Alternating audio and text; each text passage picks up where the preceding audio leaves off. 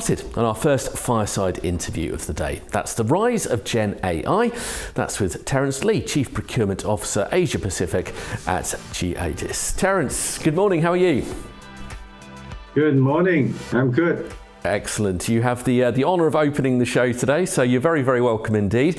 And we are talking about a subject which absolutely permeates every single conversation I seem to be having with procurement and supply chain leaders, and that is the rise and continued rise of Gen AI. I barely get a press release across my desk without some kind of AI infusion to it. So let's crack into that.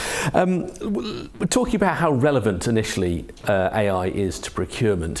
You know, in your years of experience in the business, in the field, how quickly have you seen Gen AI really become part of the essential marketplace for it? Okay, great question. I think the first thing that we have to start off with is AI is not something very new. It's been around for many decades. It's around since, if I'm not wrong, since 1950s.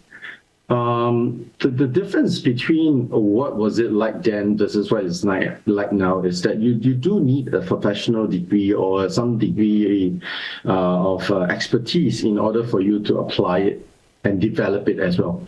Whereas in today's context, because of the Gen AI, things like ChatGPT, they have made it so easily accessible to everyone to apply and to use, and the instant gratification of getting a result becomes quite easy for people to be encouraged to try. So I think that's the key difference that we can see over the last few decades, what changed and what's the main reason why it's becoming a hot cakes right now. Like you said, you see everything has AI in it.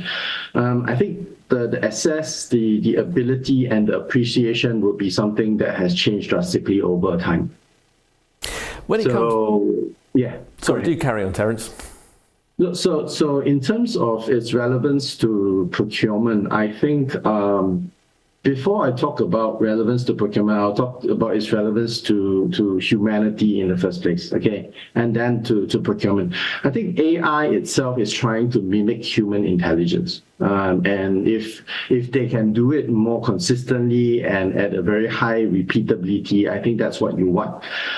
There's a lot of talks about getting AI to be creative, to be able to think out of the box. I think that's really the goal. That's really the end goal, the ideal, but it's not really there yet. Okay, whatever that we are seeing today is still some degree of us, the main pilot in the co-pilot situation, teaching the AI what to do, what is the outcome that we desire, and so on and so forth. So that's how AI is sort of being relevant to the human society at large, because AI can allow you to get some of the work done more efficiently, but it limits because at the current stage it hasn't reached a status of self-awareness. It can't generate ideas purely out of its own desire. So if we take that context and we scale it down a little bit more to how relevant it is to procurement, I think is extremely relevant. Why? Number one, procurement has a lot of tasks that can be further improved in terms of efficiency.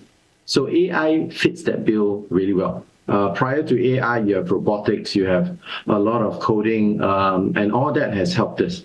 But the next stage of our improvement in efficiency would definitely be the use of AI. But there is a limitation to it.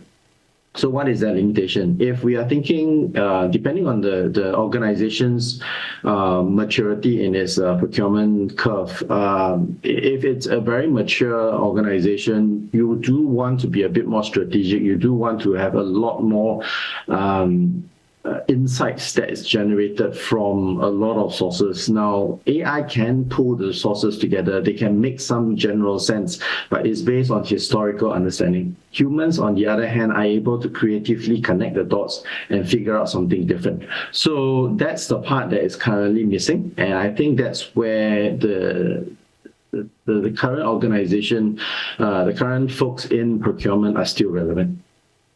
The key question for me when it comes to Gen AI, though, is separating the value and the relevance of which you were talking about there from the hype, because there is so much hype. It's everyone believes their new solution is the game changer. It is the thing that's going to completely change your procurement operation. For you, how important is it those two things are separated? I think hype will always be there, right? When let's just talk about something that's proven. When internet first came out, it's limited to the privileged few. And that would mainly be the military, the people who have a lot of deep pockets, the people who have a lot of knowledge and a lot of intellect. That's the privileged few. When internet boomed in the early 1995, 96, and then eventually in 2000, when we started to see everything just grew out of proportion, to this very day, we have internet in every single thing, from your phones to your laptops, all the way to the Internet of Things. So if you look at all that and you sort of look at how history has created itself, and then you map it over to how the AI market is going to be, I think the hype will always be there. Because the hype is actually what also fuels some of the interest and as well as the funding. Right, so the hype won't just disappear. If we just take away the hype, and that would limit a lot of things. Now, but if you were to really look at what's going to happen and the true work that is going to make a difference, it's really in terms of how they are going to use the AI. Okay, now the AIs, the generative AIs and all the other platforms and tools and whatever have you today that is based off artificial intelligence, they seem to be derived from a need. Okay, but one thing we have to understand that AI is not just solving one need. Okay, if you're going to just create an AI to solve one need, what you're going to end up is you're going to be really good at one thing and not 50 other or 100 other or maybe thousands of other things that you could do. That's why when we look at AI, you need to understand that its relevance to the organization has to be a bit more wider in scope. The implementation of AI should be something along the lines of, if we want to improve our processes, if we want to improve our efficiency, how best can we include AI as part of our enablement, as part of our augmentation to our people's skills and as well as effort? Terence, that way, I think it'll be better. Yeah, because Terence, I think you've absolutely hit the nail on the head there about the difference between, well, we can do it, or whether we should do it, and using it for the maximum possible impact at all times. For you, where do you think it's going to have the most impact when it comes to making a real difference to procurement operations? Right now, where it's going to make the most significant difference would be if you're looking at things like contracts. It's making fantastic movement in that area, where in the past you need a ton of lawyers, you need to read a lot of documents in order for you to find the right clause to protect your interests or mitigate the risk. Right now, AI can find through many sources and recommend to you which clauses would be best fit for you. And to the extent that they are able to cross-pollinate ideas from other industries. So that's something that I think AI would definitely help. Second, if we want to talk about negotiation, which is one of the bread and butter of procurement, AI can be a very good initial sparring partner. Okay, so just imagine AI like the tennis ball serving machine, right? The volley machine. At this stage, if we just need the AI party to keep throwing out the balls and for you to hit them somewhere, and I think that's pretty good. Right, but that's not the end goal. Like I said, where we want to see is that eventually the AI machine, or in this case, the tennis serving machine, should have the ability to recognize the way that you hit the ball and be able to predict where the ball would have landed. If it's a professional player or an amateur player, how would the person have reacted and served the ball back to you? Right, that is already on. You can see people on the YouTube trying to recreate that kind of machine. And that's where procurement needs to be. We need to be aware that it can help us with our efficiency in terms of our contract negotiation, getting our job done, but we don't lose sight that there's more to it. And we need to be ready to be able to accept that change when it comes. That is a fantastic analogy with the tennis serving machine. I've heard a lot of AI analogies, but that's definitely one of my favourite. Moving on to what you were saying about when there was the internet boom. Initially, there was the military uses. It was who had the deepest pockets who could make the most benefit. Are we now moving into an area with Gen AI where, because of the different solutions that are available on the market, it's no longer just the really top-end organisations that can benefit from it. It's now beginning to permeate its way down to smaller organisations. Do you feel that's where we are in terms of maturity? I would say that that's where the current market availability is, but that's not where the maturity is. Okay, let me elaborate on this. My son, who is in his teens, he's able to write a gaming program in a matter of less than an hour. Whereas in the past, when I used to do coding, it took me days and weeks. So the tools are there, right? But if the same thing, if you look back at my son's school's curriculum and as well as how the teachers have been educating and as well as encouraging the use of AI, if that culture is not there, even if the tools are present, there won't be a change. So back to your earlier question, are the tools available for the small, medium enterprises? Absolutely. It's there.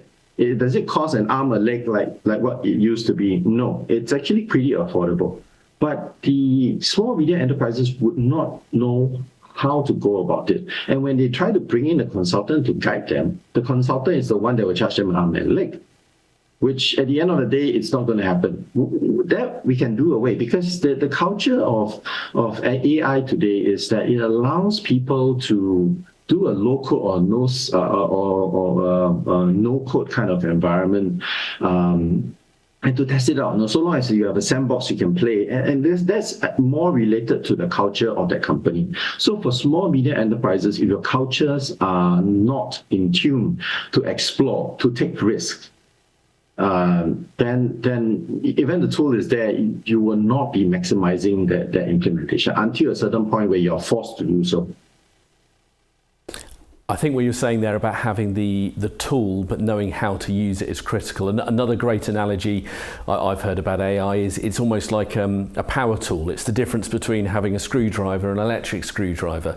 It's definitely a better option, but you've got to know how to use it sensibly and safely.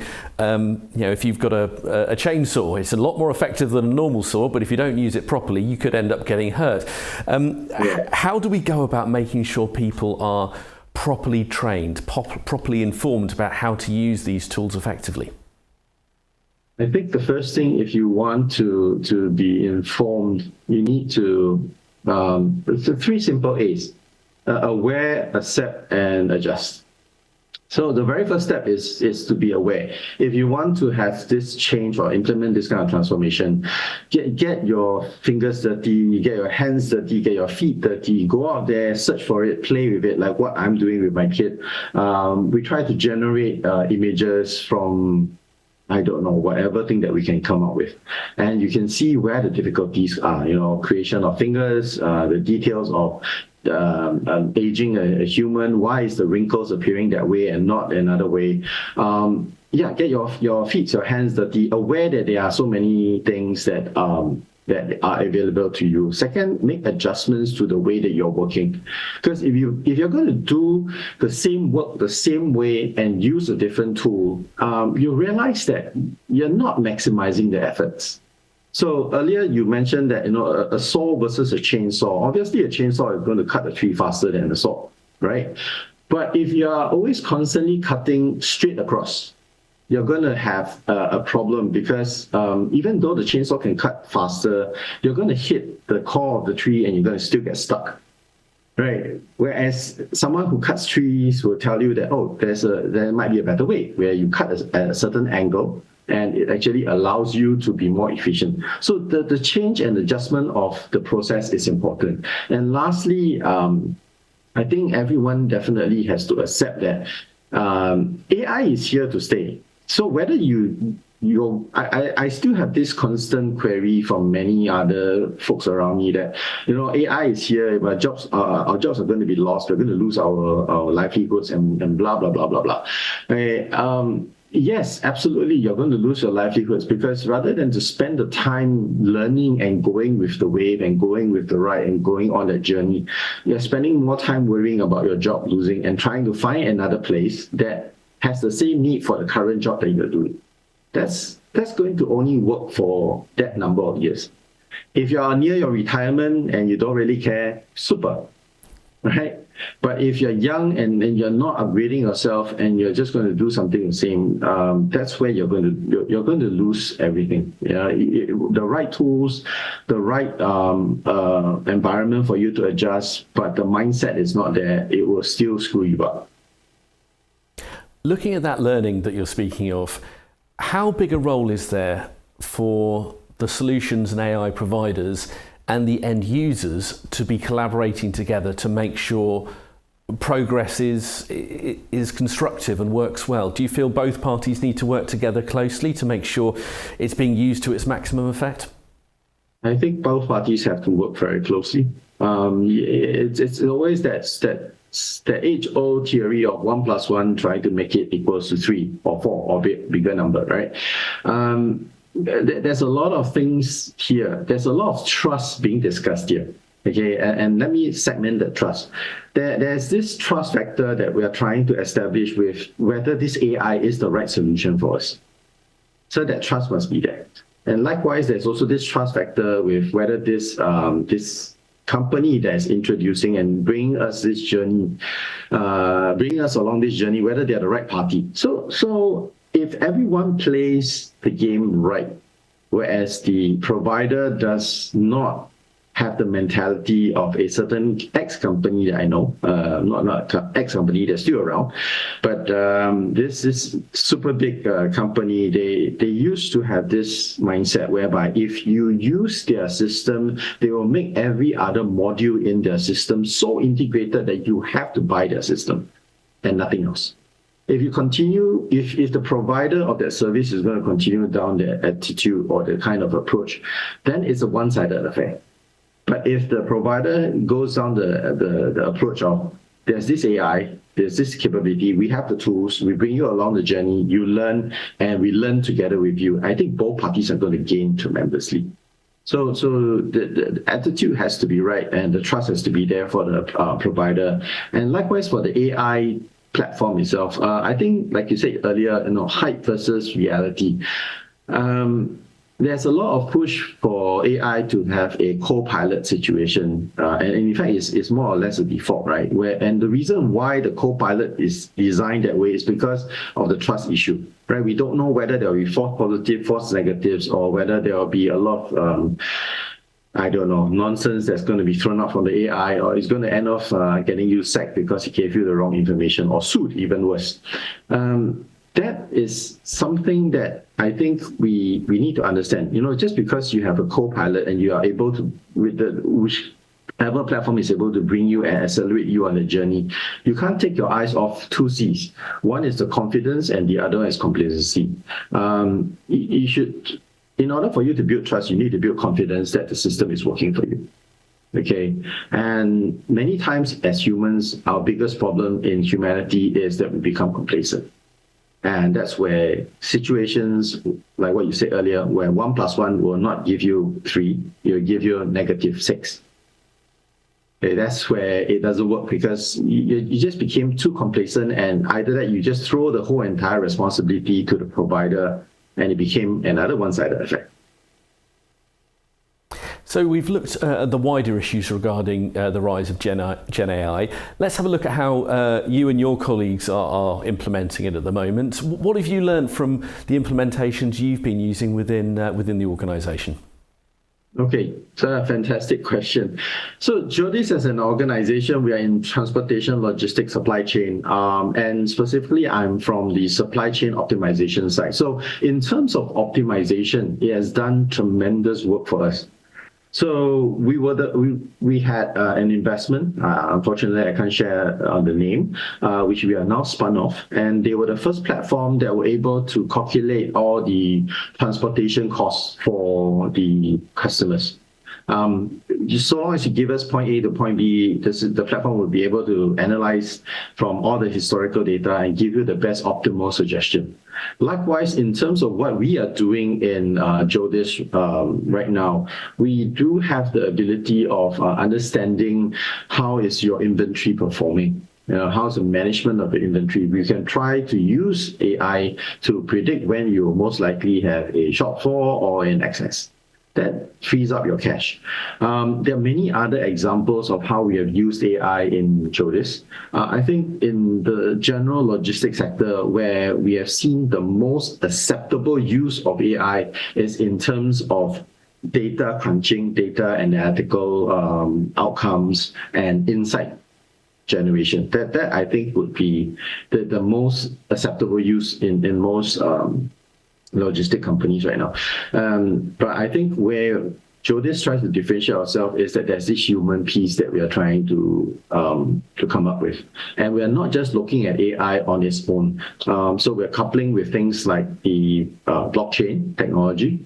And we're trying to bring all that together so that, it doesn't solve one problem. So for example, in Geodis, we are very committed in terms of our ESG goals. And we notice that it's very difficult to track and manage. So using AI is going to be one of the areas that we are looking into, and obviously blockchain as well. So there are many areas that Geodis as a company has been very actively participating in. I think one of the key things that we, like I said, the earlier platform is one of the few platforms that I've seen in the early 2018, 2019 that was able to correctly predict and advise customers on how best they can buy their transportation. And what kind of feedback have you had from customers since the technology has become a key part of how you do business with them? The first feedback that when we launched the platform was, how come you're selling me more expensive than what your platform is saying? That's the first thing that we have to sort of go in and explain, because the platform look at rates. It doesn't look beyond at, like I said, the creative side of things where the value creation is being done. So that was the first thing. I think the more recent years, the kind of feedback that we're getting is, that's very good, but when is it available for us? That's the other thing that customers don't really comprehend at the moment, that even if we have the tool, we have the ability, we still need your data. Because I can't predict your inventory without knowing how your utilization patterns used to be. So there were a lot of expectations right now. Maybe it's because also the market situation in the world. A lot of people would come to you and say, okay, I snap my finger, I'm Thanos, and half the population dissolves itself or dissipates into thin air. It's the same thing that they hope that at a snap of their finger, 50% of their cost of goods sold just gets reduced. So it's not happening. That's a good Marvel reference there. We'll enjoy that for the moment. One thing I'm always keen to look into at these kind of events is what different professionals can learn from others' experience. From your experience of integrating, rolling it out, making it a key part of your operations, what advice would you give to others who might be earlier on in their Gen AI journeys? Okay, so if you're just starting, my first suggestion is, do not be afraid. Please make mistakes, because as weird as it may sound, you're actually going to learn more from your mistakes. So like I gave the example of my son earlier. Just because he can write exactly the codes that is provided by the teacher and get a result, what's the fun, right? So what people like him would do is that they would then take the code, which used to be 60 lines, he will shrink it and do his best to try to bring it down to 20, and eventually challenge himself to see whether he can do it in 10. 10 lines of code versus 60 lines of code delivering the same result or better. So try and make mistakes where you can, but try to make the mistakes within a sandbox. So play within an area whereby your errors and your mistakes can be easily recognized and does not affect the bigger scheme of things. So that's one area that I would advise you. the easiest way that I would guide people to understand how AI can help you is just imagine AI as a child. You're not going to leave a child alone, right? You're the co-pilot. So when you are with a child, you need to feed the child information by saying you can do this, you cannot do that, and then the child will grow up learning from you. That's the current status of AI.